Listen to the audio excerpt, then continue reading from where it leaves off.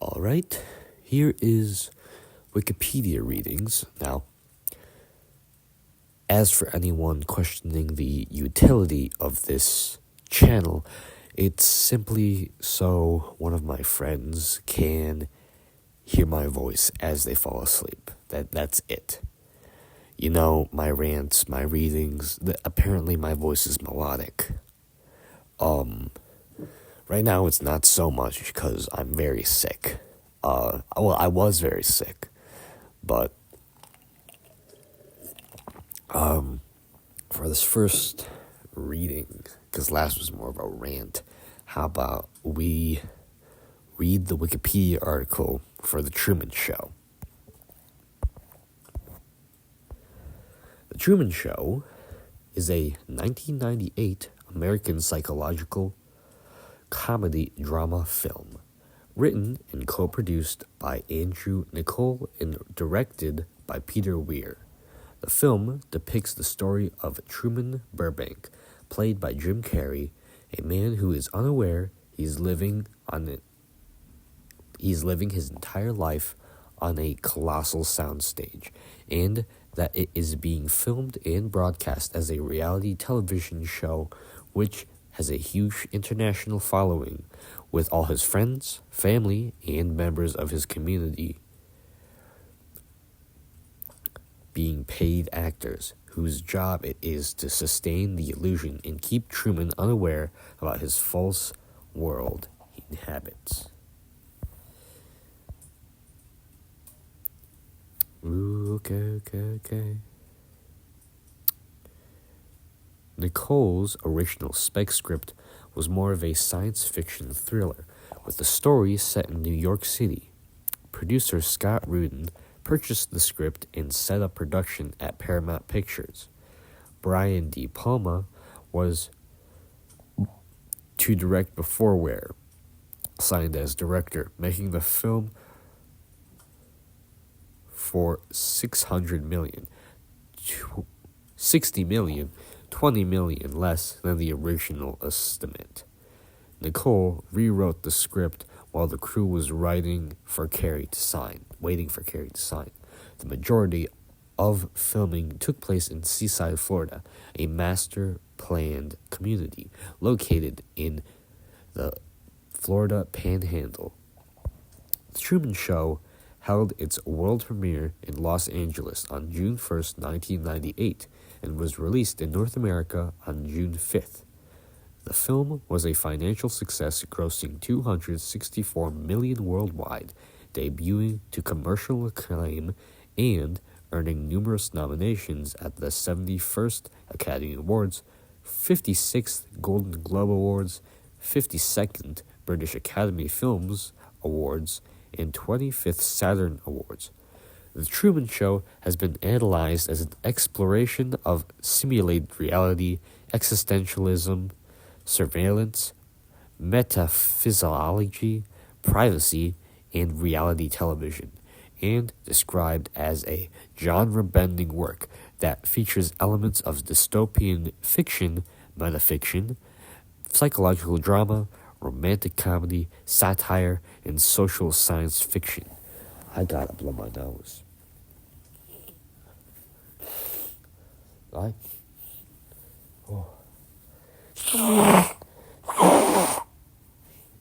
Oh, goodness. Okay. Plot. Selected at birth and legally adopted by a television studio following an unwanted pregnancy, Truman Burbank is the unsuspecting star of The Truman Show, a reality television program filmed and broadcast worldwide, 24/7 through approximately 5,100 hidden cameras.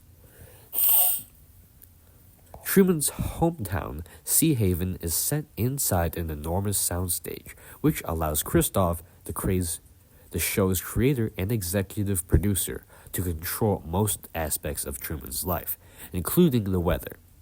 Truman's world is populated by actors and crew members who serve as his community, while carefully keeping him from discovering the truth. They also earn revenue for the show, though cleverly disguised product placement. They also earn revenue for the show through cleverly disguised product placement. To prevent Truman from escaping, Christoph has orchestrated various scenarios, such as the quote-unquote death of Truman's father in a boating accident to instill thalassophobia. That's a new word. Thalassophobia. And has the cast reinforce Truman's anxieties with messages about the dangers of traveling and the vitalities of staying home. Though the producers intend for Truman to fall in love with and marry a woman named Meryl, Truman develops feelings for Sylvia, an extra. Sympathetic to Truman's plight, she tries to tell him the truth, but is fired, forcibly removed from the set before she can convince him. One sec. Nose break. No. Oh, it's a bloody nose. Oh. Yeah, bloody nose. Okay. I gotta sound more nasally than before. Though the producers intend for Truman to... Truman eventually marries Meryl, but their relationship is stilted and passionless, and he secretly continues to imagine a life with Sylvia, and dreams of traveling to Fiji, where he was told she moved. Where he is told she had moved. Meanwhile, in the real world, Sylvia joins Free Truman, an activist group that calls for Truman's liberation. As the show approaches its 30th anniversary, Truman begins to notice unusual occurrences, such as a strange light falling from the sky, an isolated patch of rain that follows only him, a radio transmission describing his every movement through the town, and the reappearance of his father, who is rushed away by crew members before Truman can comfort him. Deducing that the city somehow revolves around him, Truman begins questioning his life and asking these questions to his closest confidants to help him solve the mystery. Truman's suspicions culminate in an attempt to escape the island, but increasingly impulsible occurrences block his path. Eventually, he is caught and returned home under a flimsy pretext. There, he confronts Meryl and challenges the sincerity of their marriage. A panicked Meryl tries to change the subject with a product placement, causing Truman to snap and hold her at knife point. Meryl breaks character and calls for help and is removed from the show. Hoping to bring Truman back to a controllable state, Christoph reintroduces his father to the show under the guise of him having developed amnesia after the boating accident. The show regains its ratings, and Truman seems to return to his routines. One night, however, Christoph discovers that Truman has begun sleeping in the basement. Disturbed by this change in behavior, Christoph sends Truman's best friend, Marlin, to visit and discovers that Truman has disappeared through a makeshift tunnel in the basement. Christoph suspends the broadcast for the first time in its history, leading to a record viewing numbers. Christoph leads a city-wide search for Truman, and soon forced to break the production's day and night cycle to optimize the hunt. Truman is found sailing away from Sea Haven, having conquered his fear of water. Christoph resumes the transmission and creates a violent storm in an attempt to capsize Truman's boat.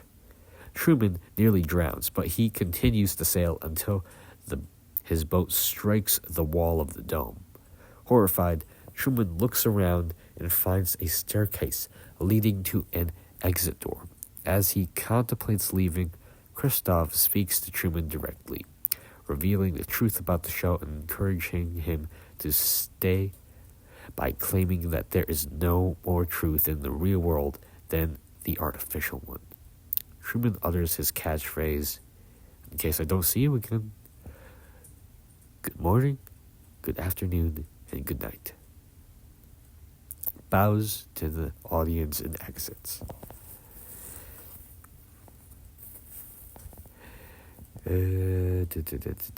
Viewers around the world celebrate Truman's escape, and Sylvia races to greet him. The executive producers end the program with a shot of the exit door, leaving Christoph devastated. After the broadcast ends, Truman's viewers look for something else to watch. Cast. One sec. I'm dealing with a bloody nose. One sec.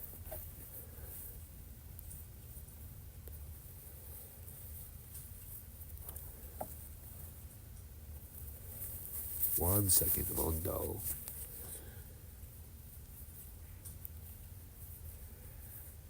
Alright, everyone. We stuffed the tissue up our nose. Like an anime character or whatever. Cast. Jim Carrey is Truman Burbank. Laura Linney is Meryl, Truman's wife, as portrayed in the in-universe actress Hannah Gill. Ed Harris as Christoph, the creator and director of the in-universe show that Truman lives in. Noah Ermich as Meryl, Truman's best friend, as portrayed by the in-universe actor Louis Coltrane. I don't really want to read this. This is kind of boring. We'll jump right into production. Development.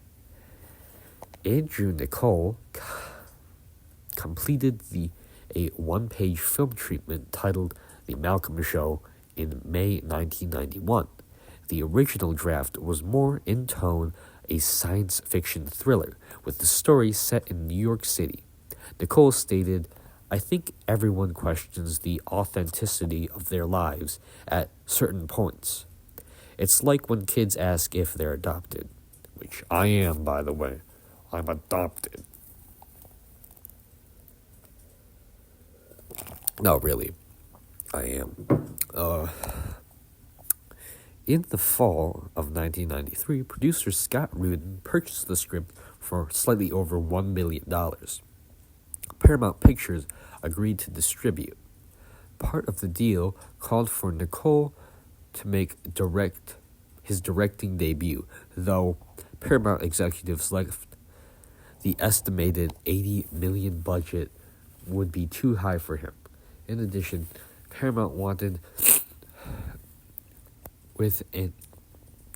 to go with an A-list director, paying Nicole extra money to step aside. No, freak.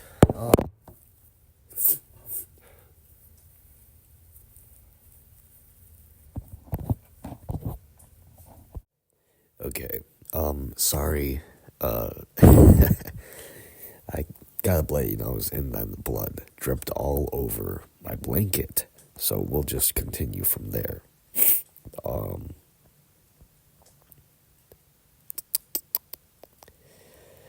Part of the deal called for Nicole to make his directing debut, though Paramount executives felt the estimated $80 million budget would be too high for him.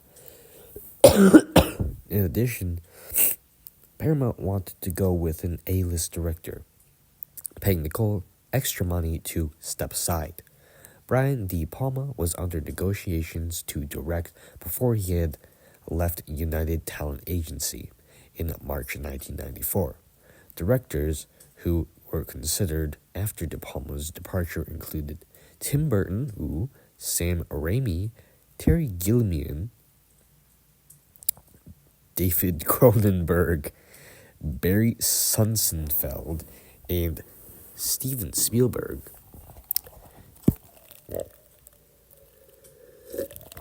Oh, that's good water.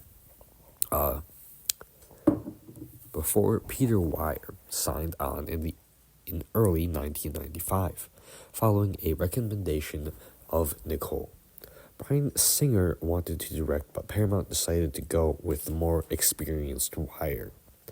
Weir wanted the film to be funnier, feeling that Nicole's script was too dark and declaring, where Nicole had it depressing I could make it light. I could convince audiences they could watch a show in this scope of 24 hours. Quote, Nicole. Nicole wrote 16 drafts of the script before Wire considered the script ready for filming. Later, in 1995, Jim Carrey signed as star. But because of the commitments with The Cable Guy and The Liar Liar, he would not be ready to start filming for at least another year. Wire felt Carrey was the perfect man for the role and opted to wait for another year rather than recast the role. Nicole rewrote the script 12 times, while Wire created a fictionalized book about the show's history. He envisioned backstories for the characters and encouraged actors to do the same. Wire scouted locations in eastern Florida, but was dissatisfied with the locations. Sound stages in Universal were reserved for the story's setting of Sea Haven before Wire's wife, Wendy Slice, introduced him to Seaside, Florida, a master-planned community located in the Florida Panhandle. Pre-production offices were immediately opened in Seaside, where the majority of filming took place. Look. Oh, they're so good. The scenes of Truman's house were filmed in the residence owned by Gayette's family, which included Florida State Senator Don Gayetts and U.S. Representative Matt Gayetts.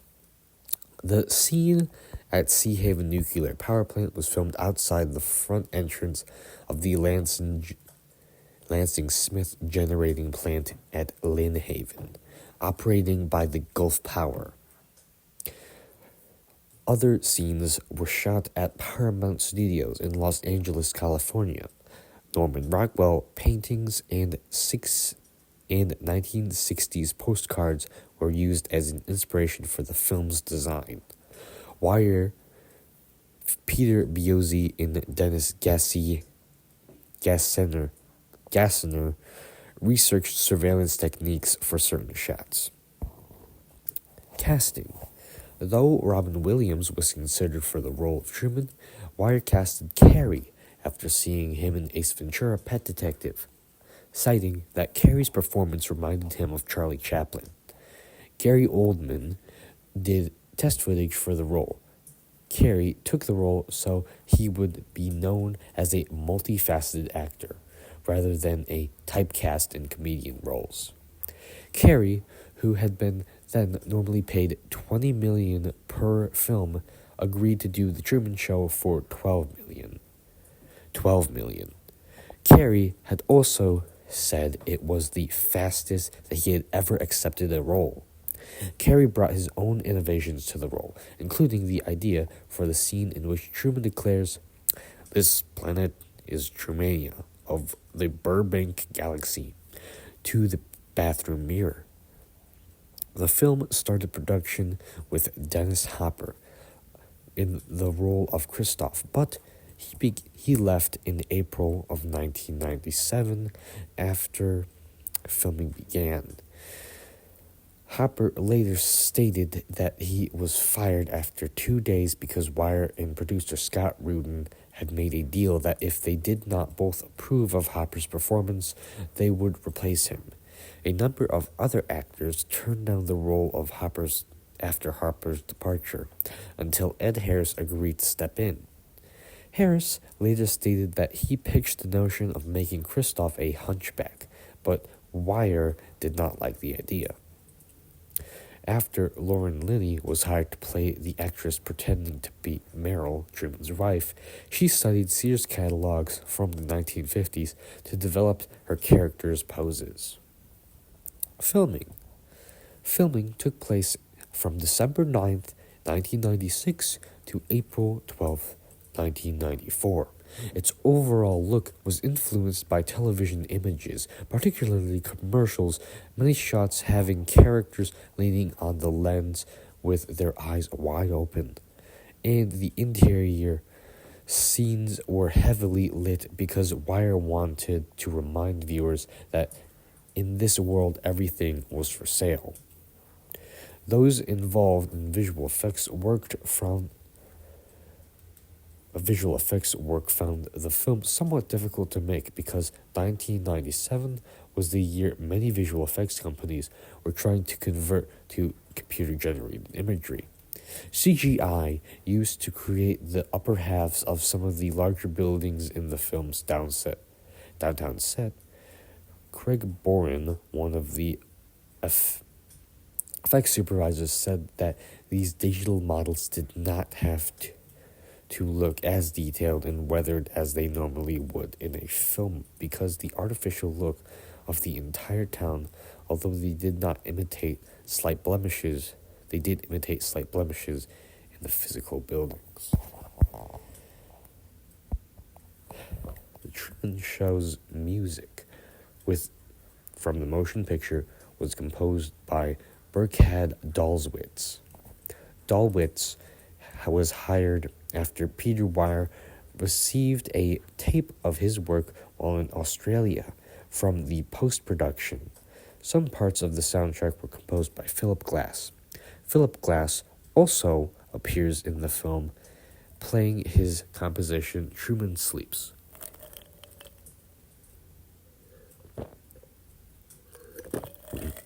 Oh, that's good water. Also featured is Frederick Chopin's second movement, I'm sorry if I butcher this. I've been butchering a lot of names. Okay. Romanzi Legato from the first piano concerto, performed by New Symphony Orchestra of London under the direction of Stanislaw Strakowski, with pianist Artur Rubinstein.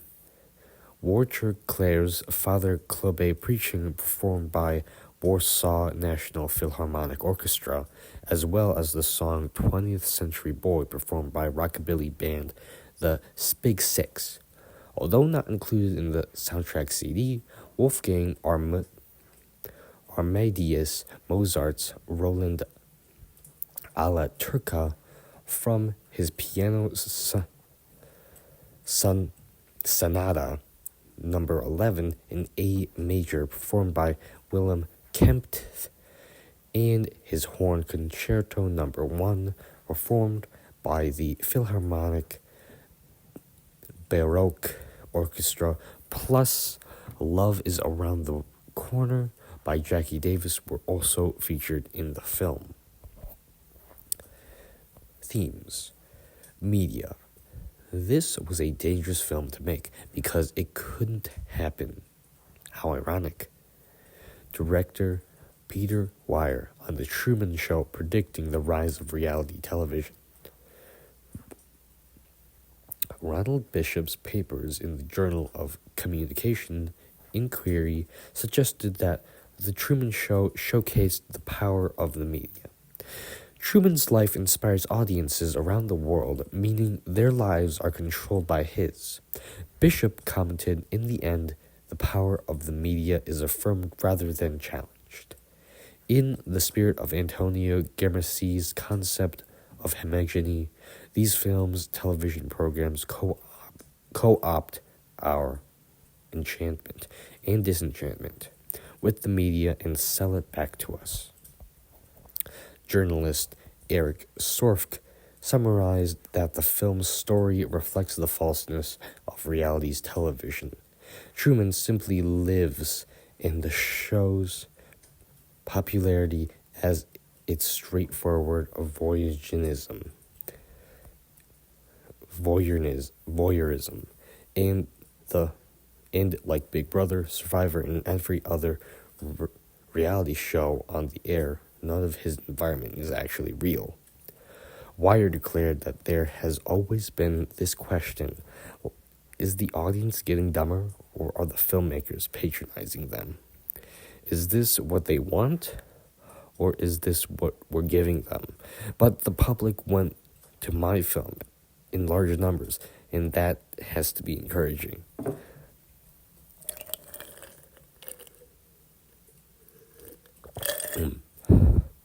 In her essay, Reading the Truman Show Inside Out, Simone Knox argues that the film itself tries to blur the objective perspective and the show within the film. Knox also draws a floor plan of the camera angles of the first scene. Oh, that's a very okay. Psychoanalytic interpretation.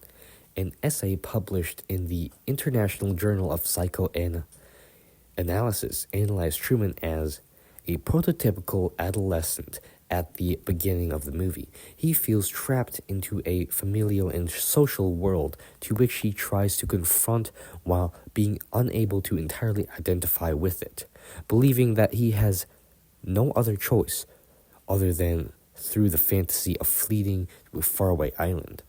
Eventually, Truman gains sufficient awareness of his conditions to leave home, developing a more mature and authentic identity as an adult, leaving his child self behind and becoming a true man.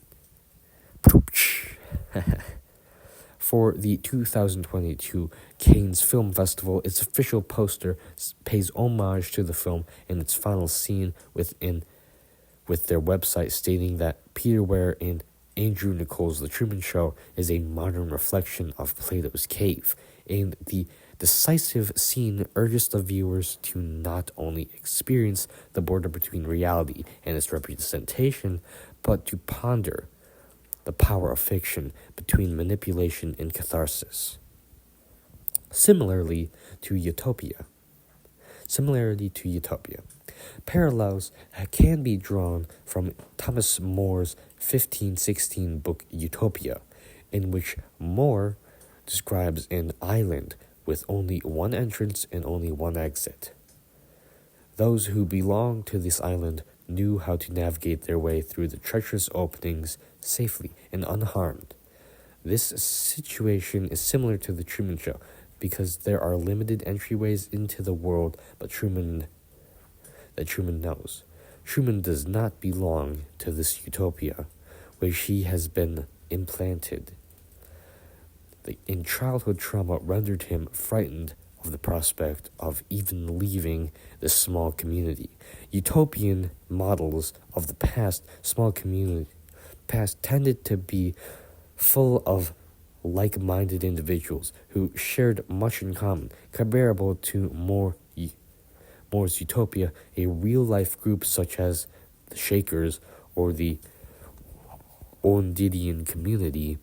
It is clear that the people in Truman's world are like-minded in a certain common effort to keep him oblivious to reality.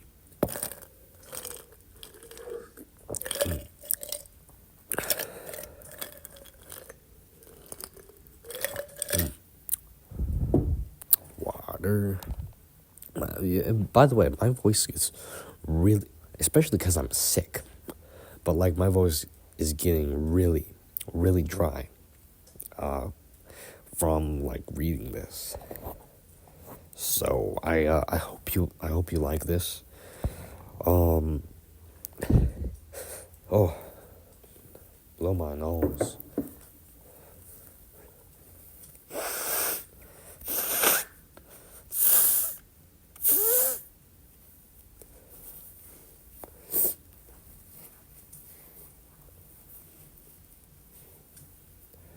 Okay. The suburban picket-fenced appearance of the show's set is reminiscent of the American dream of the 1950s. The American dream concept in Truman's world serves as an attempt to keep him happy and ignorant. Release.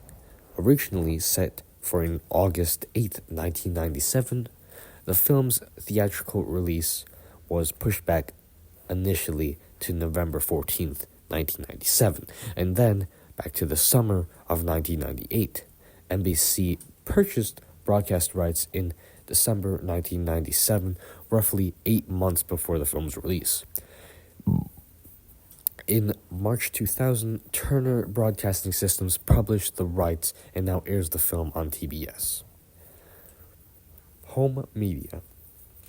Paramount Home Picture Entertainment released the film on VHS on January 12, 1999, followed by DVD on January 26th the same year, and a special edition re-release on August 23rd, 2005.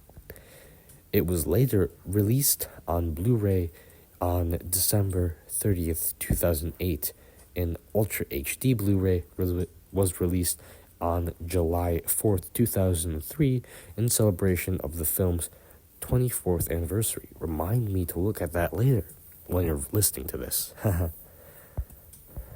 Box office. The Truman Show grossed $125.6 million domestically. The film's United States and Canada, and $138.5 million in other territories, for a worldwide total of $264.1 million. Wow. Against a budget of $60 million. It spent its first 2 weeks as number one at the domestic box office, and its first 7 weeks in the top 10 critical response. On the review aggregator website Rotten Tomatoes, it has a 94% of critics of 162 critics reviews were positive, with an average rating of 10.5 out of 10. No, 8.10. I'm dying. Okay? I'm walking in circles reading this. Rating of 8.5 out of 10. The website's consensus reads, a funny, tender, and thought-provoking film. The Truman Show is all the more noteworthy for its remarkably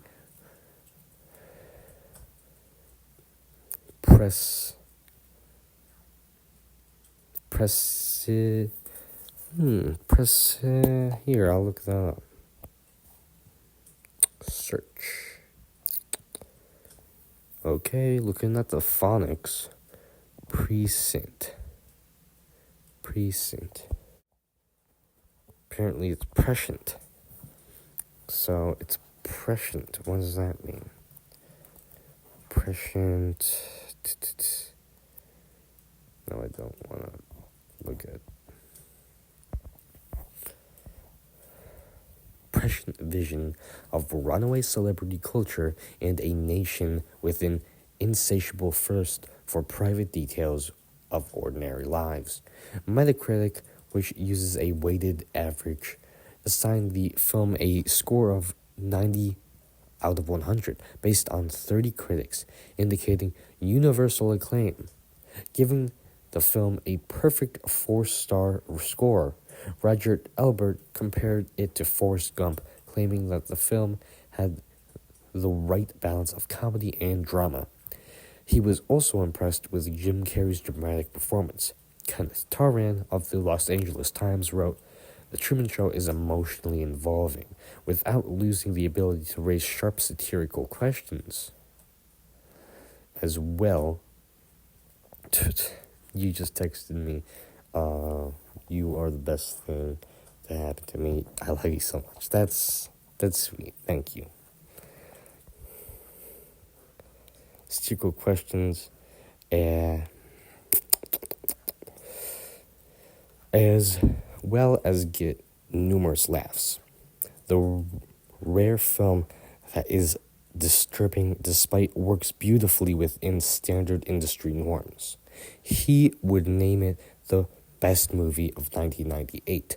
In June 2010, Entertainment Weekly named Truman Show one of the 100 greatest characters. Named Truman one of the 100 greatest characters of the last 20 years. James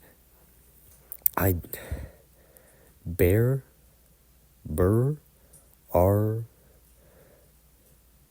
Ardenelli liked the film's approach of not being the casual summer blockbuster, but special effects, and he likened Carrey's charismatic, understated, and effective performance to those of Tom Hanks and James Stewart. Jonathan Rosenbaum of Chicago Reader wrote, "Undeniably provocative and reasonably entertaining. The Truman Show is one of those high-concept movies whose concept is both clever and dumb." Tom Meek of Film Threat said the film is not funny enough, but still found something rewarding in its quirky demeanor.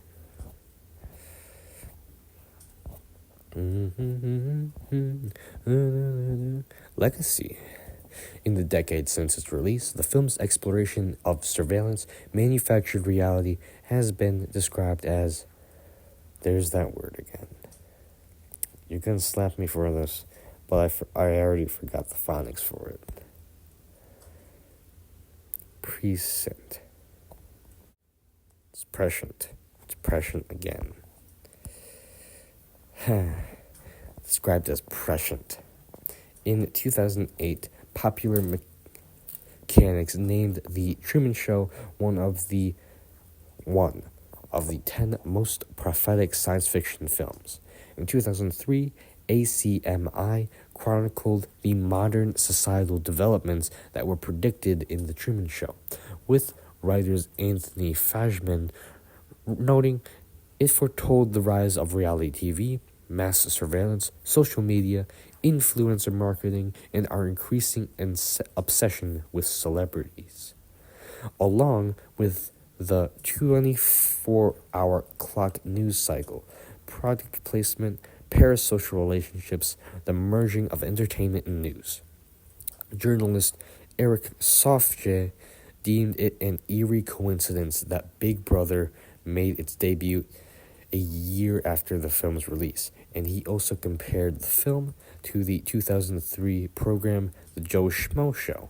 Unlike Truman, Matt Gold could see the cameras, but all the other contestants were paid actors, playing the part of various reality show stereotypes. While Matt eventually got all of the prizes in the rigged contest, the show's central running joke was in the same existential ballpark as The Truman Show. The film's set design and setting of Sea Haven served as inspirational for future films with similar themes.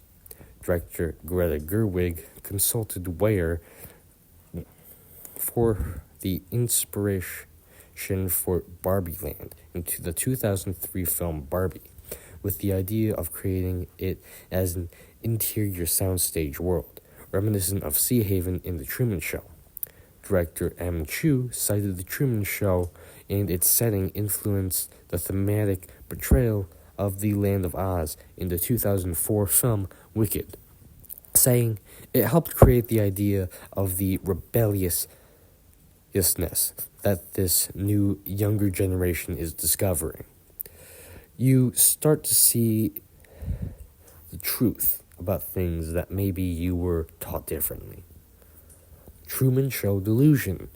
James Gold, a psychiatrist in Belouf Hospital Center, revealed that by 2008 he had met 5 patients with schizophrenia that had heard of another 12, and had heard about another 12 who believed their lives were a reality television show. Gold named the syndrome the Truman Show delusion after the film and attributed the delusion to a world that had become hungry for publicity. Gold stated that some patients were rendered happy by their disease, while others were tormented. One traveled to New York to check whether the World Trade Center had actually fallen, believing the 9/11 attacks had been an elaborate plot twist in his personal timeline.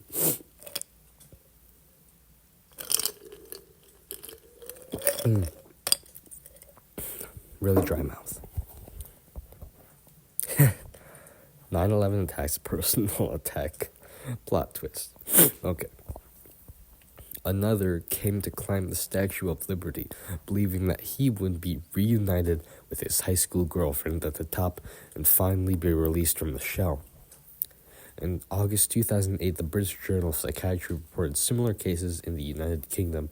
The delusion was informally been referred to as the Truman Show syndrome, Truman syndrome, according to the Associated Press story from 2008. After hearing about the condition, Andrew Nicole said, "You know, you've made it when you have a disease named after you."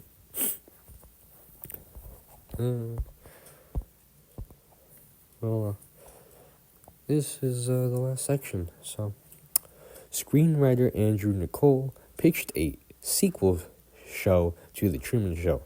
This was the pitch. All right. Here's the pitch. All right. There has been talk of doing a musical, believe it or not, or a series. When it's a different art form, I don't think it takes anything away from the original. In many versions of a series, I thought it would be a bit fun. If after Truman walked through the sky, the audience clamored for more, which you sense at the end of the film. I imagine there would be a network with multiple channels, all starring a subject born in the show. Well, if I said it in New York City, there would be a girl living in the Upper East Side, a boy from Harlem, a girl from Chinatown, etc. The works. Since they are on their own channel and move in their own circles, they are never meant to meet. But at the end of the first season, the boy from Harlem and the rich girl find themselves drawn to each other. Yes. Oh, this is great. This is great. Are you getting this? They both sense that the other is acting differently from anyone other they've met, because for the first time, they've met someone who is not acting. In the second season, the network would desperately try to kill off the romance. Andrew Nicole, read in the voice of me trying to do a bad Beetlejuice impression while I'm sick. What's the seals? The seals. Well, that's the end of the episode. Good night if you're still awake.